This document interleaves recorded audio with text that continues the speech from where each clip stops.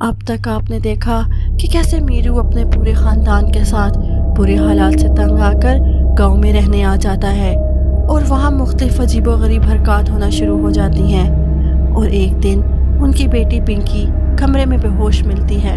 मेरी बेटी को क्या हो गया? बबलू जल्दी से गिलास में पानी लाता है और पिंकी पर डालता है। पिंकी को होश आ जाता है। चुड़ैल, चुड़ैल, माँ वो चुड़ैल मुझे मार डालेगी। चुड़ैल? कौन चुड़ैल? यहाँ तो कोई भी नहीं है। नहीं माँ, वो यही थी मेरे पीछे और उसने मुझे मारने के लिए मेरे गला भी पकड़ा था।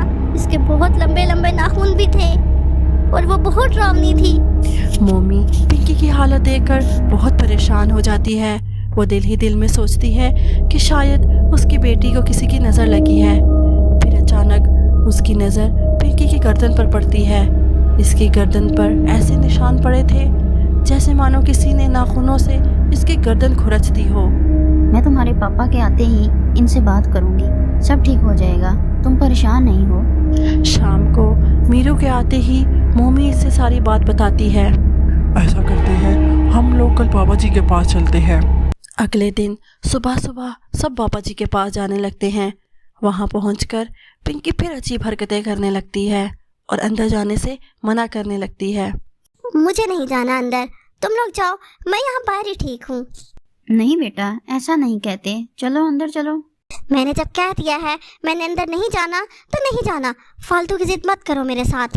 मोमी और मीरू पिंकी को जबरदस्ती अंदर ले जाते हैं। मुझे छोड़ो, मुझे जाने दो। देखिए ना बाबा जी, हमारी बेटी को क्या हो गया है, आजकल बहुत अजीब काम करने लगी है। अभी अंदर आने से भी मना करने लग गई थी। परेशान ना हो, ये धागा लो और इसके गले में बांध दो। वो धागा लेकर उसके गले में बांध देते हैं और घर वापस आ जाते हैं। कुछ दिन सब ठीक रहता है, फिर अचानक उसका धागा टूटकर गिर जाता है और पिंकी फिर से अजीब रवैया अख्तियार कर लेती है।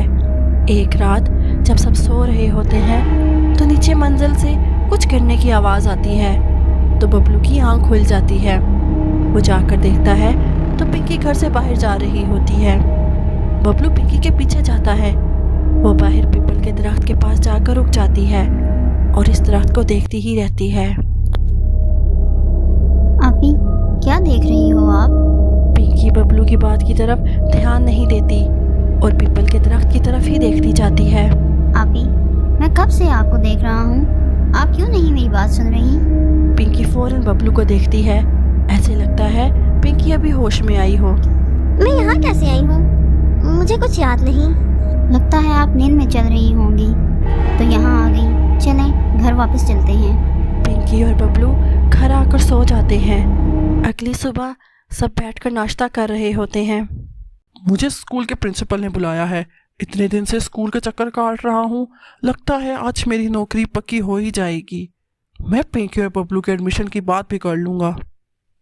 चलो अच्छा है, अब सब ठीक हो जाएगा। मीरू स्कूल चला जाता है। मोमी और पिंकी किचन में काम करने लग जाते हैं और बबलू बाहर खेलने चला जाता है। छुरी से मोमी का हाथ कट जाता है। पिंकी एकदम अपनी माँ की उंगली से खून चूसना शुरू कर देती है। बस बस बेटा, थोड़ा सा कटा है, मैं हाथ धो लूंगी तो ठीक हो जाएगा। पिंकी मोमी का हाथ ही नहीं छोड़ती और उसका खून चूसती रहती है। मोमी को पिंकी का ये रवैया बहुत अजीब लगता है और फिर अचानक मोमी की नज़र पिंकी के गले पर पड़ती है। पिंकी, तुम्हारा धागा कहाँ गया? मोमी पिंकी को पीछे की तरफ धक्का देकर हटा देती है। क्या हुआ मम्मी? अरे आपको ये चोट कब लगी? आपको तो खून बह रहा है, जल्दी से पानी से इसको साफ कर लो। कुछ नहीं, बस सब्जी काटते हुए थोड़ा सा हाथ कट गया। शाम होते ही मीरू घर आ जाता है। उसके हाथ में एक मिठाई का डब्बा होता है। मोमी, पिंकी, बबलू, कहाँ हो तुम सब लोग? तुम सबको एक खुशखबरी देनी है। सब लोग मीरू की आवाज़ सुनकर आ जाते हैं। क्या हुआ? ये आपके हाथ में क्या है? आज मैं बहुत खुश हूँ, मेरी नौकरी स्कूल में पक्की हो गई है। मैंने बबलू और पिंकी के दाखिले की बात भी कर ली है। ये देखो, मैं तुम्हारे लिए मिठाई भी लेकर आया हूँ। पिंकी मिठाई का डब्बा देखकर इस पर झपट पड़ती है और पागलों की तरह मिठाई खाने लग जाती है। सब लोग पिंकी को ऐसे मिठाई खाते देखकर हैरान रह जाते हैं। पिंकी, तुम पागल हो गई हो क्या? पिंकी गुस्से से मोमी की तरफ देखती है मम्मी डर जाती है और उसे मिठाई खाने देती है। ये सब देखकर वो समझ जाते हैं कि पिंकी पर ज़रूर किसी चुड़ैल का साया है। मीरू अगले ही दिन गांव के एक बाबा जी के पास जाता है। आप जल्दी जल्दी मेरे साथ चलो, मेरी बेटी किसी चुड़ैल के कब्जे में है, आप इसे बचा लो। फिक्र ना कर बेटा, मैंने अच्छी अच्छी चुड़ैलों को ठीक किया है। पिंकी गुस्से से इस बाबा को घूरती है। तुम पागल हो गए हो क्या? तू मुझे रोकेगा? लगता है तुझे अपनी जान प्यारी नहीं है। पिंकी एक इशारे से मोमी को हवा में उड़ा देती है। बचाओ बचाओ, मुझे बचाओ। पिंकी बेटा, मुझे नीचे उतारो। पिंकी? कौन पिंकी? मैं कोई पिंकी विंकी नहीं हूँ, मेरा नाम मोनी है। कौन मोनी? अब तुम मुझे सवाल करेगी? तुझे तो मैं बताती हूँ। मेरी माँ को छोड़ दो, मेरी माँ को छोड़ दो। पिंकी बबलू की तरफ गुस्से से देखती है और बबलू को भी हवा में उड़ा देती है। बाबा पिंकी के ऊपर एक फूंक मारता है जिससे वो बेहोश हो जाती है और वो पिंकी को रस्सी से बांध देते हैं। पिंकी को होश आ जाता है। वो अभी भी इसी चुड़ैल के साए में होती है। किसकी हिम्मत हो गई मुझे बांधने की कोशिश करे? तुम लोग क्या सोच रहे हो कि तुम मुझे ऐसे बांध कर काबू कर लोगे? तुम क्या चाहती हो? इस छोटी सी बच्ची ने आखिर तुम्हारा क्या बिगाड़ा है? इसका क्या कसूर है? छोड़ क्यों नहीं देती इसे? कैसे पीछा छोड़ दूँ?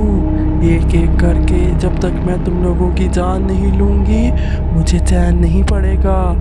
बाबा पिंकी के सर पर एक धागा लगाता है। पिंकी पूरी तरह चिल्लाती है। छोड़ दो मुझे, तुम लोग मेरा कुछ नहीं बिगाड़ पाओगे, छोड़ दो मुझे। अगर तू मुझे अपने बारे में नहीं बताएगी तो मैं तुझे ऐसे ही तड़पाता रहूंगा। बता, तू कौन है? क्यों इन लोगों को तंग कर रही है? बताती हूँ। मेरा नाम मोनी है। ये घर मेरा था, मेरी मौसी थी, उन्होंने अपने बेटे के साथ मिलकर ये घर अपने नाम करवा लिया और मुझे इस पीपल के दरख्त के साथ जिंदा लटका दिया और मुझे मार दिया। इस दिन से मेरी रूह इन दोनों से बदला लेने के लिए भटक रही है। एक बार मुझे इन्हें मारने का मौका मिला पर वो मेरे हाथ से बच गए। इस दिन के बाद से उन्होंने मुझे इस कमरे में बंद करवा दिया और खुद ये घर छोड़कर चले गए। पिंकी ने वो दरवाज़ा खोलकर मुझे आज़ाद किया। पर तुम्हारे मुजरिम तो वो लोग हैं, तो इनके साथ इतना बुरा सलूक क्यों कर रही हो? मैं सिर्फ इनका नहीं बल्कि हर उस शख्स का बुरा करूंगी जो मेरे सामने आएगा। वो बाबा पिंकी के ऊपर कुछ फेंकते हैं जिससे वो चुड़ैल पिंकी के अंदर से निकल जाती है। पिंकी बेहोश हो जाती है। बाबा उसको एक बोतल में बंद कर लेते हैं और उसे इस पीपल के दरख्त के नीचे दबा देते हैं। पिंकी बिल्कुल ठीक हो जाती है और अगले दिन से पिंकी बबलू के साथ स्कूल जाने लगती है। मज़ीद अच्छी स्टोरीज़ के लिए हमारे चैनल को सब्सक्राइब कर दें और साथ दिए गए बेल आइकन को भी प्रेस कर दें ताकि हमारी आने वाली हर नई स्टोरी आप तक सबसे पहले पहुंच सके। और साथ ही साथ हमारी वीडियोस को लाइक और अपने फ्रेंड्स और फैमिली के साथ शेयर कर दें। Thanks for watching.